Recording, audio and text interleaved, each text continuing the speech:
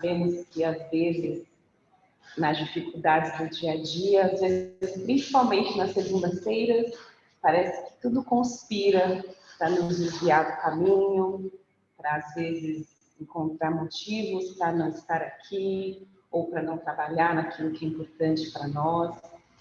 Então, estar aqui na frente é um grande privilégio, porque eu reconheço que estamos juntos na caminhada, e é muito bom saber que, através do Espiritismo, através da nossa vontade de buscar o Pai, que nós nos encontramos. Então, obrigada a todos. Não sei se tem alguém pela primeira vez, mas se tiver, olá, muito bem-vinda. Nós somos o São Francisco de Assis Spirit Center, St. Francis of Assisi, e muito bom ter você aqui conosco, tá bom? Para aqueles que não me conhecem, meu nome é Andréia. Para o pessoal de casa que esteja no Brasil, bom dia. Para os que estão em outras partes do mundo, boa noite. Também sempre muito bom contar com o carinho de vocês nessas várias tecnologias que a gente vem descobrindo e nos conectando através dela. Bom, eu gosto sempre de iniciar as minhas palestras, né, essas oportunidades de conversa e reflexão, fazendo um agradecimento singelo aos ancestrais dessa terra.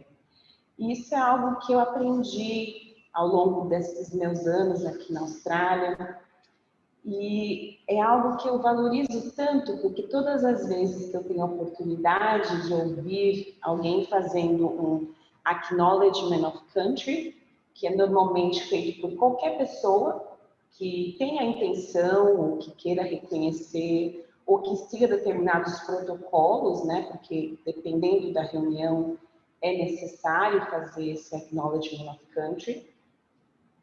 E também agradeço aos vários Welcome to Country que eu pude ouvir. E o Welcome to Country é feito normalmente por um representante aborígene da região onde a reunião se dá. E eu refleti sobre isso esses dias porque eu fiz um treinamento e a pessoa fez um Acknowledgement of Country e ela me levou numa verdadeira viagem. E foi tão gostoso, porque eu não nasci nessa terra, eu pouco conheço da história da Austrália, mas através das palavras dela, nós estávamos em Noongar Country, ali na região da CBD de Perth, centro de Perth, e ela começou a não só agradecer, mas como se fosse fazendo uma prece, refletindo como que era essa terra há tantos anos atrás, há 40 mil anos atrás. E ela começou a falar do formato do rio, ela começou a falar sobre o barulho dos pássaros, e tudo isso inserindo um certo cuidado em lembrar que essa terra é privilegiada e que estamos aqui com essa honra enorme de poder compartilhar de tanta beleza. Então, eu gostaria de aproveitar essa reflexão que já vem acompanhando durante a semana passada para dizer e agradecer a esses irmãos pelo cuidado, pelo carinho, pela sabedoria e por tudo aquilo que aprendemos com eles. É para mim um verdadeiro privilégio estar nessa terra hoje. Bom, o tema dessa noite é escândalos. Não é novela mexicana, tá? A primeira coisa que me veio à cabeça foi... como é que chama aquela novela que eu adorava quando era criança? Marimar, sabe? Aquela da Paola Bracho. Então, não é nada disso, não é esses escândalos de novela mexicana. Mas o tema é escândalo. Se a vossa mão é motivo de escândalo, cortai-a. E quando eu comecei a pensar sobre esse tema, eu imediatamente peguei o Evangelho e fui olhar o capítulo 23. Porque o capítulo 23 fala sobre a estranha moral. E pensando no tema escândalo, cortai a vossa mão, eu falei, isso só pode estar relacionado com algo que Cristo tentou nos dizer, mas talvez as palavras ou as traduções deixaram uma ideia um pouco vaga do que o verdadeiro significado seja. E o capítulo 23 aborda justamente essas passagens que às vezes a gente pode achar um pouco estranho. Então, dos itens do capítulo 23 é abandonar pai, mãe e filhos. Então, a princípio, quando a gente escuta esse tema, a gente fala, peraí, tem alguma coisa estranha com isso. Ou deixar aos mortos o cuidado de enterrar seus mortos. Ou não vir trazer a paz, mas a divisão. Então, imaginando a figura bondosa, angelical de Cristo, para a gente às vezes fica um pouco difícil entender de forma literal o que está querendo ser dito. Então, quando eu li escândalos, cortai a vossa mão, falei, nossa, isso só pode ser coisa da estranha moral. Então, fui lá, comecei a olhar o capítulo e não achava o tema. Lembro que voltei para a planilha, comecei a olhar a planilha de novo, falar, nossa, mas não é possível que esse tema não esteja encontrando aqui. E foi ali que eu me dei conta que eu estava olhando o capítulo completamente errado. Que o tema escândalo, cortai a vossa mão, se era por motivo de escândalo, estaria inserido no capítulo 8. Bem-aventurados os que têm puro coração. Então eu falei, Kardec do céu, tem alguma coisa aqui que não tá encaixando na minha cabeça. Eu achando que isso estaria lá na frente, falando sobre uma moral talvez estranha, não conseguindo entender os sentidos das palavras, mas fui achar esse tema inserido no capítulo 8, bem-aventurados os que têm puro coração. Em algumas palestras já foi falado aqui sobre o Sermão da Montanha. Então, se formos parar para pensar sobre todos os ensinamentos do Cristo, nós vamos enxergar nessa passagem do Sermão da Montanha, talvez os ensinamentos que mais tocaram os nossos corações, ou talvez os ensinamentos, talvez clássicos, os mais importantes do Cristo. Então, o Sermão da Montanha, pelo que as passagens bíblicas nos mostram, foi mais ou menos um momento como esse, em que Jesus, num local simples, rodeado por aqueles que o seguiam, aqueles que queriam ouvir sobre a sua história, sobre os seus ensinamentos, realmente se reuniam e começavam a conversar. Então, imagina como se fosse nós, há milênios atrás, há muito tempo atrás, sentados ali ouvindo a mensagem dele. E quando ele diz bem-aventurados, ele está querendo dizer felizes são daqueles. Então, felizes são daqueles, nesse caso, que tem puro coração. Essas são as listas das bem-aventuranças. Então, bem-aventurados os pobres de espírito, aqueles que choram, aqueles que são mansos. E lá embaixo a gente encontra bem-aventurados os puros de coração. O que é interessante das bem-aventuranças é que elas normalmente são acompanhadas de uma promessa. Elas são acompanhadas de algo que virá a se realizar se você conseguir se lapidar a ponto de adquirir essas características. Então, por exemplo, se você consegue entender o significado e se lapidar no sentido de ser pobre, humilde de espírito, seu será o reino de Deus. E aí eu fiquei meditando sobre todas essas bem-aventuranças, pensando, puxa vida, né, tem tantos ensinamentos, tantas promessas sendo feitas nessas passagens, e quando eu me dei conta, eu percebi que talvez os puros de coração seria a mais difícil de alcançar. Porque olha a recompensa, olha o que está prometido, ver a Deus. E não só ver no sentido de olho, no sentido de visão, mas talvez no sentido mais ampliado, de conseguir enxergar a grandiosidade, enxergar toda a sua concepção e perceber que Deus está contigo. Você habita em Deus. E por esse motivo, você terá puro o seu coração. Então, de todas essas bem-aventuranças, eu fiquei refletindo que talvez essa seja a mais difícil. Talvez esse é o motivo por que eu nem consegui enxergar onde estaria essa parte, onde estaria o título de hoje no Evangelho. Porque para você ter puro o seu coração, o caminho realmente pode ser um pouco mais difícil. Pode ser uma caminhada um pouco mais estreita.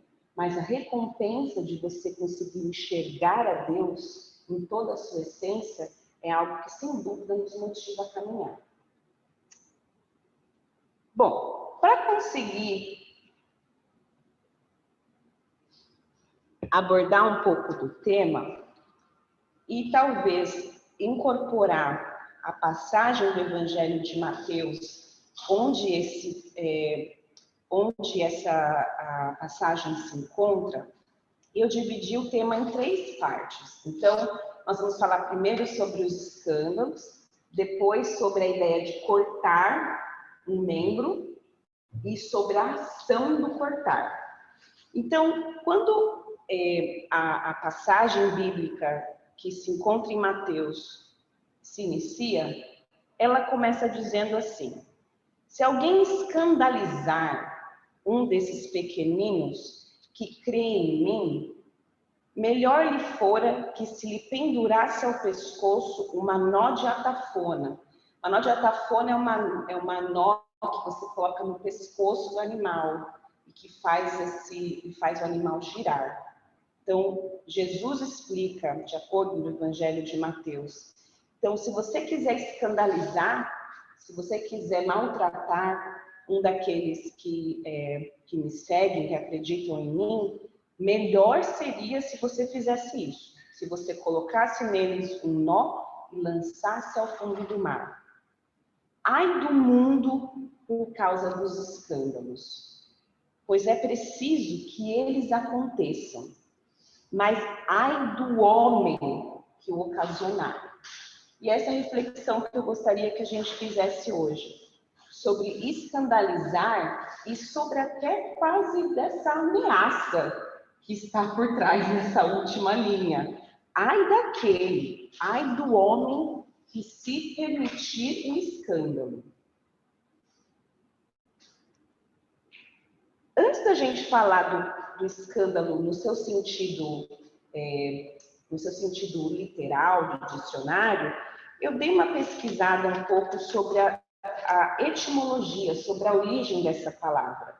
E eu encontrei 2 fontes diferentes. A primeira é a fonte da Bíblia hebraica, que é a primeira, né? É aquela que realmente você encontra os evangelhos clássicos de Mateus, de Lucas, enfim. E a Bíblia hebraica, o tema escândalo está associado com pedra de tropeço. Quando foi traduzida para a Bíblia grega, que é o que nós consideramos a tradução clássica da Bíblia e dos sequentes evangelhos, inclusive Haroldo Dutra, que é um espírita muito conhecido, estuda essas raízes de latim, de grego, que deram origem às interpretações do Evangelho atual. Nessa Bíblia da grega, você encontra o tema escandalon, com S e K. E escandalon é o que dá origem à palavra escândalo, que nesse caso é derivada do grego. E o interessante de pensar nessa associação de pedra de tropeço do hebraico para o escândalo do grego é porque ambas dão a ideia de que o escândalo é algo que nos faz tropeçar, é algo que te leva à queda, que te faz conduzir ao pecado. Outra reflexão que ambas palavras, tanto no grego quanto no hebraico, buscaram trazer, é que talvez essa palavra foi utilizada para a gente pensar um pouco sobre a dificuldade daqueles que caminhavam na Palestina antiga. Uma das ideias que ele quis passar aqui é sobre as estradas que eram pedregosas, que você precisava caminhar muito tempo, usando de animais, às vezes, para carregar para carregar todos os lotes. Então, essa caminhada é uma caminhada que muitas vezes ocasiona tropeços, ocasiona dificuldades.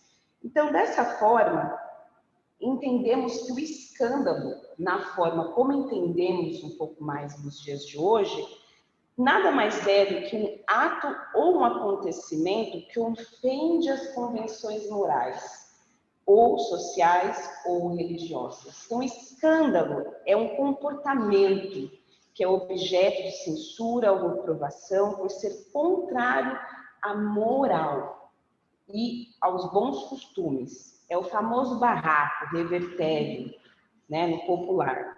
Então, é aquilo que pode induzir ao erro, procedimento reprovável ou ao pecado. Quando a gente pensa em escândalo, alguém consegue associar isso com algo bom?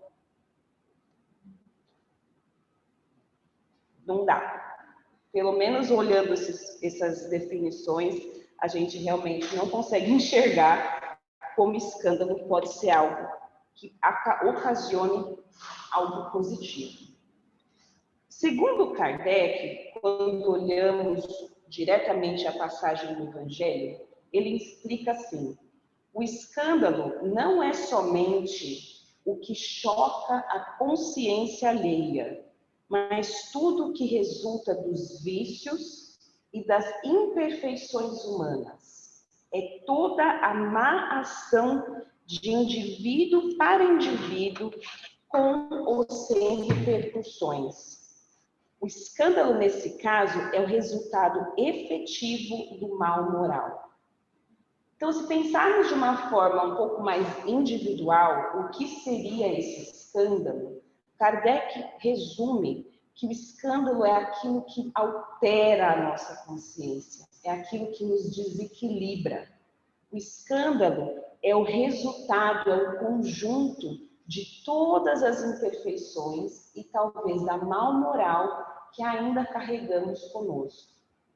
Quando eu estudei um pouco sobre esse tema, uma das coisas que eu achei interessante foi que na Federação Espírita Brasileira, eles têm um grupo de estudos do Evangelho. E um desses estudos era justamente sobre esse tema, e eles estavam dizendo que o escândalo, ele pode ter duas definições.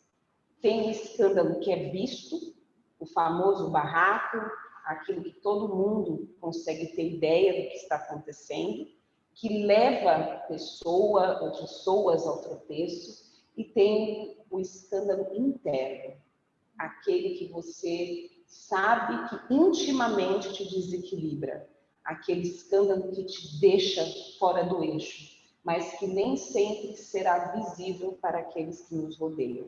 Eles fazem esse debate, essa conversa interessante sobre entender o escândalo da perspectiva individual, do escândalo daquela moral que às vezes só você sabe que está te causando algo ruim. Essa é a primeira parte. Agora, o que lhe causa o escândalo? Qual é o seu ponto de escândalo? Entendendo que o escândalo pode ser algo individual ou algo que você percebe que está visível, eu lhe pergunto, o que lhe escandaliza no seu ser? O que lhe faz sentir completamente fora do eixo? Quais são as vezes que você coloca a cabeça no travesseiro e percebe que aquele dia foi um dia escandaloso, porque as suas imperfeições, as suas dificuldades talvez falaram mais alto do que a sua vontade de vencer? Como esse escândalo está te desequilibrando? E eu fiquei pensando sobre as minhas experiências escandalosas, sobre todas as vezes em que eu realmente percebo em mim algo que me deixa fora do eixo. E eu venho debatendo já há um tempo sobre uma passagem que eu encontrei no Vinha de Luz, que eu gostaria de compartilhar com vocês hoje. E eu percebi que talvez aquilo que me escandaliza em mim mesma são os falatórios. São todas as vezes que eu não consigo usar a palavra para o bem. E todas as vezes que eu uso a palavra e faço mau uso dela, isso me causa um desconforto, que nesse caso eu consigo entender ser um escândalo. Então, eu queria ler rapidamente essa passagem com vocês. Está no livro Vinha de Luz, que foi psicografado pelo Chico Xavier, através do Espírito Emmanuel. Eu não sei se eu vou ler inteira, porque eu não quero me avançar com o tempo, mas nessa passagem, ela se inicia com uma pequena expressão de Paulo, na sua segunda carta a Timóteo. E diz assim: evita os falatórios, porque produzirão maior impiedade. Quando eu pensei no falatório produzindo maior impiedade, eu já associei diretamente com a ameaça que Jesus deixa claro, dizendo: ai do homem que escandalizar, ai do homem que não conseguir se desprender desses escândalos. E ele diz assim: poucas expressões da vida social ou doméstica são tão perigosas quanto o falatório desvairado, que oferece vasto lugar aos monstros do crime. A atividade religiosa e científica ha descoberto numerosos fatores de desequilíbrio no mundo, colaborando eficazmente por extinguir os focos essenciais. Quanto se ha trabalhado, louvavelmente, no combate ao alcarrol. O que eu achei interessante dessa parte é que ele compara a maledicência, o falatório, com algo que nós sabemos que causa o mal, como o álcool e a sífilis, por exemplo. Ninguém mais lhe contesta, ninguém mais tem dúvida sobre a influência destruidora do álcool e da sífilis. Esses arruinam coletividades, estragam a saúde, deprimem o caráter. Não nos esqueçamos, porém, do falatório maligno, o escândalo, que sempre forma em derredor imensa família de elementos enfermiços ou alvitantes, à feição de vermes letais que proliferam no silêncio e operam nas sombras. Esse é o escândalo interno, que se prolifera nas sombras, no silêncio. É aquele veneno que às vezes a gente joga, que acha que não vai ter repercussão alguma. Raros são os que meditam nisso. Não será, porventura, o verbo desregrado o pai da calúnia, da maledicência, do mexerico, da leviandade, da perturbação? Deus criou a palavra, o homem engendrou o falatório. A palavra digna infunde consolação e vida. A murmuração perniciosa propicia a morte.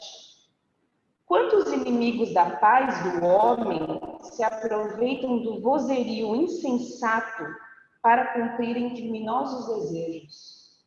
Se o álcool embriaga os viciosos, aniquilando-lhe as energias, que dizer da língua transviada, do bem que destrói vigorosas sementeiras de felicidade e sabedoria, amor e paz? Se há educadores preocupados com a destruição da sífilis, por que a indiferença alusiva aos devarios da conversação? Em toda parte, a palavra é índice de nossa posição evolutiva. Indispensável é aprimorá-la, iluminá-la e enobrecê-la.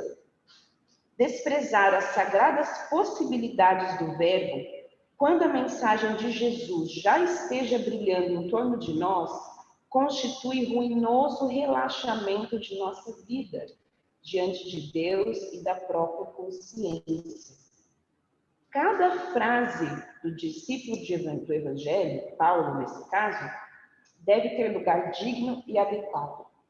Falatório é desperdício. E quando assim não seja, não passa de escura corrente de venenos psíquicos, ameaçando espíritos valorosos e comunidades inteiras.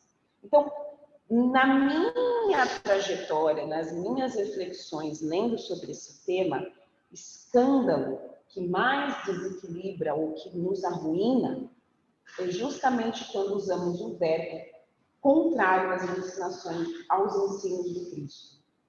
Agora, se vamos passar para a segunda parte dessa reflexão, se você tivesse a oportunidade de escolher uma parte do seu corpo para cortar, qual seria? A língua?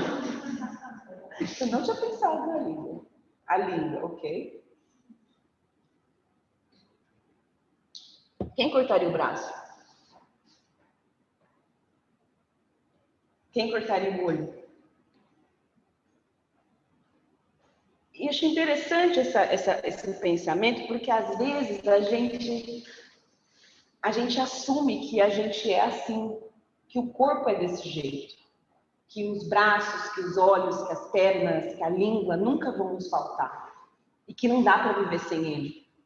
Agora, o que Jesus tenta nos trazer é se a vossa mão é motivo de escândalo, a vossa mão, a vossa língua, o vosso olho, o que você escolhe?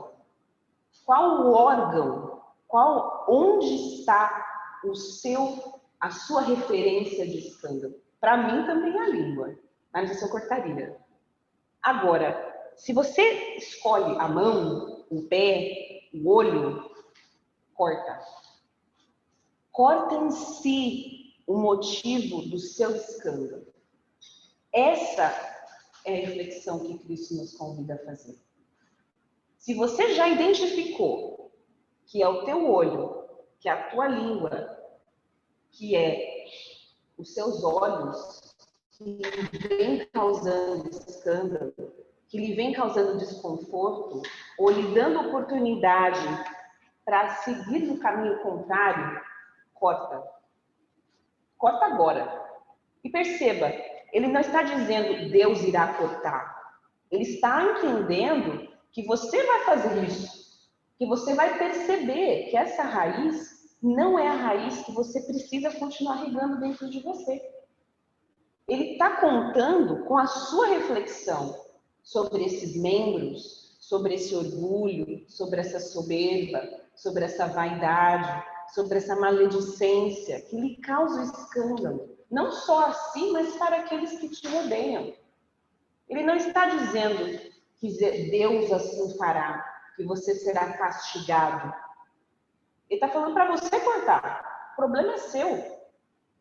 É o seu escândalo. E todos os recursos, todos os subsídios, para você conseguir vencer esse escândalo, estão sendo lhe dados através das provas, das expiações, das maravilhas desse mundo que a gente consegue desfrutar. Agora, é a sua escolha se livrar desse escândalo, daquilo que desequilibra. E ele diz assim, se a tua mão ou teu pé é motivo de escândalo, cortai e lança longe de ti. Não deixa ali do lado. Realmente se livre daquilo por completo. É melhor que entreis na vida tendo apenas um dos membros do que tendo ambos e serem lançados no fogo eterno. Não vamos pegar todas as palavras no seu sentido literal, mas para entender a profundidade desse ensinamento, de dizer se é o teu orgulho, se é a tua vaidade, se é a tua soberba, se é a tua maledicência que está lhe causando escândalo, livra-se dela agora. Corta já esse mal pela raiz. E se o teu olho é motivo de escândalo, tira e lança longe de ti. Porque é melhor entrar na vida sem um olho do que tendo dois e ser lançados ao fogo do inferno. Como que a gente quer ser bem-aventurados, puros de coração, para ver a Deus, se não estamos dispostos a combater o escândalo que habita dentro de nós? Não há outro caminho. E é importante refletir também que essas ideias não estão apenas nos convidando a cortar no sentido do corpo, no sentido de tirar. Jesus, por isso mesmo, falava em metáforas, em parábolas, lembrando que ele estava falando com pessoas extremamente simples, não simples apenas no sentido material, mas até nas suas concepções, nos seus entendimentos. Então, se Jesus viesse com uma linguagem um pouco rebuscada, ou com uma inteligência que ele sem dúvida possuía e possui, será que teríamos o entendimento que temos hoje? Então, essas palavras que às vezes nos chocam, corta, arranca, lança ali longe, ainda fala, talvez muito próximo da nossa natureza humana, que ainda é bastante primitiva. Então, precisamos entender que não é cortar por cortar, é cortar por entender que a caminhada com Jesus exige alguns sacrifícios. Exige que antes de proferirmos uma palavra torta, que paremos para pensar um instante. A minha avó dizia, enche a boca de água antes de falar. Não no sentido de pegar um copo e encher, mas mentaliza. Esse é o meu escândalo que eu gostaria de compartilhar com vocês. E a palavra que carregamos, tanto aquela que proferimos ou a que guardamos no nosso coração, tem raízes pesadas. Então, o convite dessa noite é esse. É busca dentro de si refletir sobre esses escândalos, sobre aquilo que te desequilibra, lembrando que há repercussão naqueles que te rodeiam. E o interessante para finalizar é que às vezes a gente acha que, se eu cortar, está tudo resolvido. Pediu para cortar, cortei. A contabilidade divina não opera assim. A contabilidade divina, ela visa a transformação. A gente sabe que na matemática, menos 1 se anula com 1. É isso, né? Menos 1 se anula com 1. Porém, o que vamos fazer para chegar no 2? Qual vai ser a nossa caminhada para o próximo passo? Não é simplesmente fazer por fazer, mas é entender o porquê estamos fazendo e ter coragem de seguir. E eu não podia deixar de finalizar essa palestra lembrando que hoje é um dia importante, é o Dia Internacional das Mulheres. Eu gostaria de estender o meu agradecimento, a minha admiração por tantas mulheres nesse mundo e homens que também nos fortalecem, que nos ensinam, que nos acompanham, lembrando que o espírito não tem sexo. Então, se hoje estamos mulheres, estamos numa caminhada de aperfeiçoamento que talvez, nesse momento, as provas e expiações sejam mais simples ou possíveis por estarmos encarnadas dessa forma. Mas a caminhada do espírito, ela não tem sexo. Mas se hoje podemos reconhecer, talvez, o esforço, o trabalho dessa grande quantidade de mulheres e homens que fazem desse dia ser um dia especial, aqui fica, então, o nosso agradecimento. Bom, era isso que eu tinha para falar hoje. Vou pedir, então, para que todos busquem sentar um pouco mais confortavelmente. Alguns dos nossos trabalhadores já vão se preparar para o passe.